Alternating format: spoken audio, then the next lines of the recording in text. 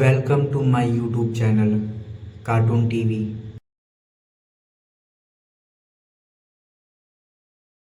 क्योंकि बहू झूठ नहीं बोलती। सुधा और राकेश के 3 बेटे थे। शादी के बाद तीनों माँ बाप से दूर रहते और सिर्फ त्योहारों में आते। माँ जी, पिताजी, अगली बार आप लोग हमारे घर आइएगा।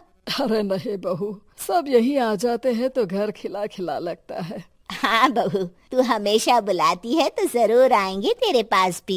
हाँ हाँ, दीदी का घर बड़ा जो है, सब कुछ आपने शादी के बाद दीदी को ही तो दे दिया था। हमें भी दिया होता तो हम भी बड़ा घर लेते। क्यों सुनील? अरे नहीं नहीं, पापा ने सबको एक बराबर ही दिया है। छोटी बहू, क्या चाहिए तुम्हें, बोलो।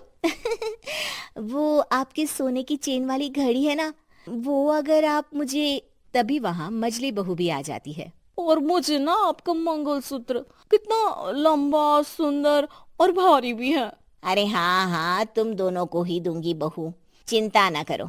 चलो अब खाना लगाओ, खाना खाया जाए। सभी मिलकर खाना खाते हैं कि पड़ोसन आ जाती है। अरे सुधा बहन, थोड़ी चीनी तो देना, घर में शक्कर नहीं है और मेहमान सर पर बैठे हैं।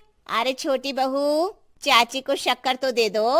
अरे मजली दीदी, आप दे दीजिए ना, मैं यहाँ कम आती हूँ तो मुझे पता ही नहीं है कि सासू माँ सारी चीजें कहाँ रखती है। और तुम मैं कौन सा यहाँ रोज शक्कर फाँकने के लिए आती हूँ, मुझे भी नहीं है पता। तभी बड़ी बहू हाथ में चीनी की कटोरी लेकर आती है। चाची, शक्कर आप लोगों का बड़ा सहारा है माँ जी और पिताजी को, वरना हम लोग तो यहाँ रहते ही नहीं।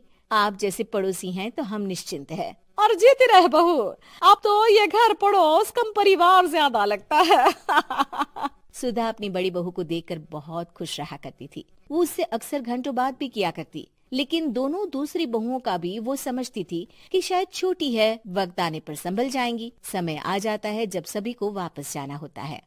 माँ जी, हम लोगों की फ्लाइट पहले है, हमें इजाजत दे। वो सास के गले लगकर चली जाती है। थोड़ी देर बाद छोटी बहू कहती है। माजली फटाक से हार उठा लेती है। ससुर बड़ी बहू की तरफ देखते हैं। तुझे क्या दूं बेटा? पिताजी, माँ ने एक चीज मेरे लिए भी रखी है।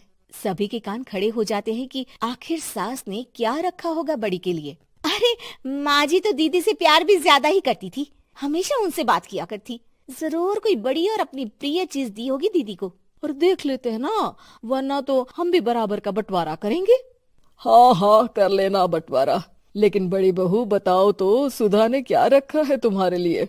अभी तो हम लोग यही हैं पापा जी, जब जाने लगेंगे तो बता दूंगी। बड़ी बहू के मुंह से ये बात सुनकर बाकी 2 बहुएं सोचने लगती हैं कि आखिर क्या है जो दीदी को सासू माँ देकर गई हैं। दीदी, ऐसा तो नहीं ना कि पूरे घर का आधा हिस्सा माँ बड़ी भाभी को देकर गई हो? तभी वहाँ ससुर आ जाते हैं। नहीं नहीं, ऐसा कुछ नहीं है। मकान तो तुम तीनों का बराबर से है। देखो, बड़ी बहू से तुम्हारी सास ज्यादा जुड़ी थी, न जाने क्यों घंटों बात किया करती थी। पता नहीं क्या देकर गई है उसे। और ससुर जी, आपको क्या पता, चालाकी से पूरे घर के पेपर में साइन करवा लिए हो, या फिर कोई छुपा गहना।